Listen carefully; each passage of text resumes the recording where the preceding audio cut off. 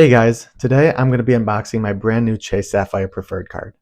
After we take a look at the unboxing and the card itself, I'm going to get into some of the benefits of this card and why I think that right now, November 2024, is the perfect time to apply for it. If you enjoy simple, straightforward explanations about credit cards and personal finance, be sure to click subscribe to my channel and hit that like button down below. And with that, let's get into the unboxing. So, of course, I had to cheat a little bit and unbox the card a bit before the video just to block out some of my personal information, but here's the welcome package. It came in a plain white envelope, nothing fancy, but it gets the job done. Since I am a new Chase customer, it took 5 days for the card to arrive, which is right around the typical 5 to 7 business days you'd expect to receive a new card. Now for the exciting part. Rip.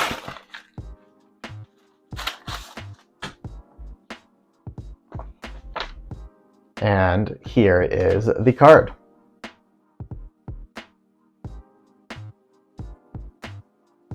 This is a really cool card to hold. It's metal, giving it that premium feel when you hold it, but lightweight compared to other metal credit cards. It definitely has a premium feel. The $95 annual fee is pretty low for a card that offers so many benefits.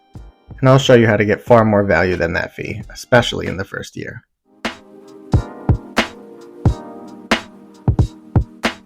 So I'll do a quick drop test here as well. Let me go ahead and move this to the side.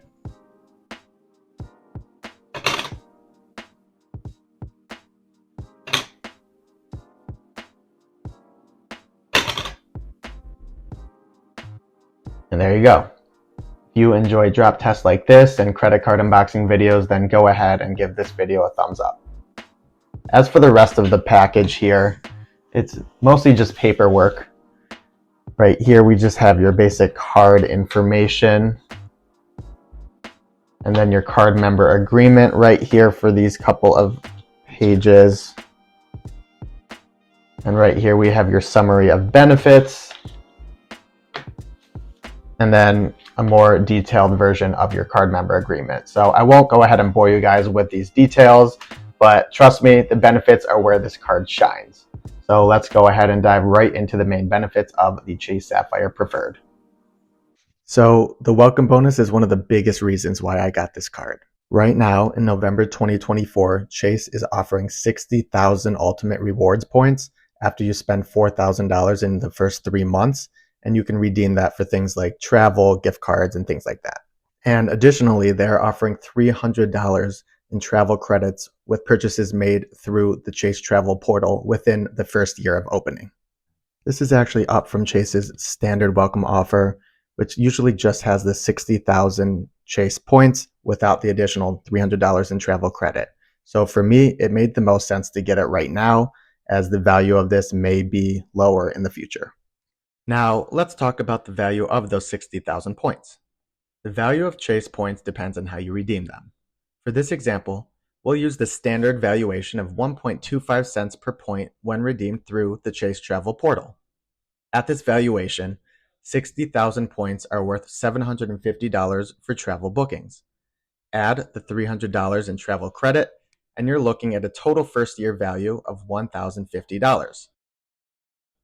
Additionally, as part of the Chase Ultimate Rewards program, which is one of the best out there, you can transfer your points to over 10 airline and hotel partners, including United Airlines, Southwest Airlines, and Hyatt, for incredible redemption value at around 2 cents per point or sometimes even more. But even if you're on the conservative side and value the points at just 1 cent each for cash back, that's still $600 in points, plus the $300 credit for a solid $900. Considering the annual fee is just $95, this is an insane deal. So if you're thinking about getting this card, I would definitely recommend applying for it right now, especially with the holiday season coming up. It's a perfect time to earn rewards for buying gifts, booking travel, or dining out with friends and family. The next main reason why I got this card is for the additional benefits and perks that it comes with. For instance, you can earn 5x points on travel by booking through the Chase Travel portal, including flights and hotels, 3x points on dining, including takeout and delivery, 3x points on online grocery shopping, not including Walmart or Target, 3x points on select streaming services, 2x points on booking travel outside of the Chase Travel portal, and then 1x points on essentially any other purchase. So for somebody like me who travels a couple times a year and eats out a lot, I'm going to get a ton of value from this card. And if you're somebody who maybe also does their grocery shopping online or is subscribed to multiple streaming services, you're going to find a ton of value out of this card as well. Some of the other great perks include a $50 hotel credit annually for stays booked through Chase Travel, which effectively makes that $95 annual fee only $45 every year if you actually take advantage of this perk. They are also offering a complimentary DoorDash Dash Pass subscription, which is equivalent to $120 for the year, and they are only offering this for 1 year. Additionally, they have other benefits like auto rental insurance, trip cancellation, no foreign transaction fees, purchase protection, and other small things like that. One last thing I want to briefly mention is the Chase Trifecta, which I'm currently working toward and which you may have heard of by now.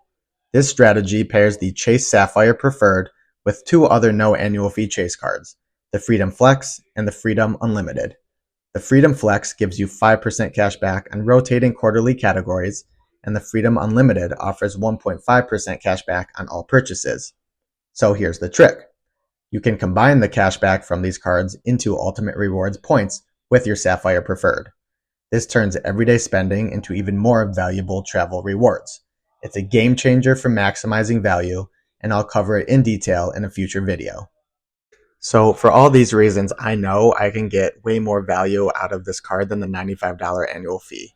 Between the 60,000 point welcome bonus, the $300 in travel credit, and all of those ongoing benefits I mentioned, I think it is a no-brainer for anybody to get this card if you are looking to maximize your rewards.